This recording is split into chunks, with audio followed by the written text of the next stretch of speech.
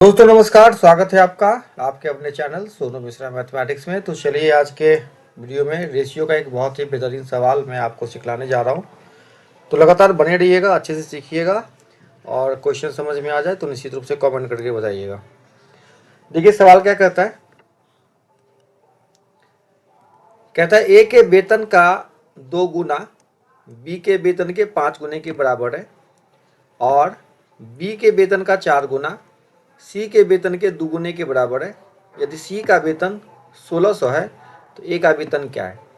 देखो रेशियो का ये बहुत ही साधारण सा सवाल है, देखिए इसमें भी जो कॉन्सेप्ट का इस्तेमाल किया गया है बहुत यूजफुल है, बहुत कम बच्चे ये जानते हैं।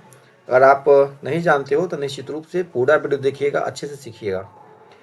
देखिए क्या कहता है, ए के वेतन का 5 गुना, तो ए का वेतन मान लेता हूँ ए, इसका 5 गुना बराबर है बी के वेतन के 2 गुना, ध्यान से 2 गुना बी के वेतन के 5 गुने के बराबर है। तो 2a बराबर 5b और यहाँ से हम a बट्टा b का मान निकालते हैं तो वैल्यू निकल के आता है कितना, 5/2। तो आप कह सकते हैं कि a और b का जो रेशियो है a अनुपात b वो आएगा कितना, 5:2। ठीक है।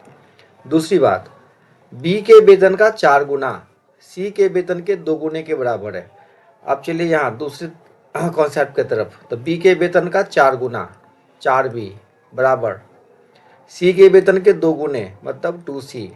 अब यहाँ से b बटा सी जो आएगा वो आएगा 2/4 मतलब 1:2। ठीक है। तो b और c का जो रेशियो आया वो आया 1:2। अब देखिए जब आपके क्वेश्चन में 1:b दिया रहे और b/c दिया रहे तो आप बहुत आसान तरीके से a/b/c निकाल लोगे। उसका क्या कॉन्सेप्ट है वो आप अच्छे से समझिए। जब आपको a/b दिया रहे, मान लो a/b कुछ भी वैल्यू मान लेता हूँ, ठीक है, b/c, तो अगर आपको a/b/c निकालना है, देखिए तो a के मान के लिए a के नीचे जो वैल्यू है उसको मल्टीप्लाई कर लीजिए, a को b से, और b का मान निकालने के लिए b यहाँ है तो b को क्रॉस गुना कर लीजिए, b को b से, और c निकालने के लिए c कहाँ से आया है, b से c, तो bc। आप ये तरीका से a/b/c निकाल सकते हो। ठीक है। तो पहले क्रॉस गुना ऐसे, 5×5 अनुपात, यहाँ 2×2 और 2×4। ठीक है।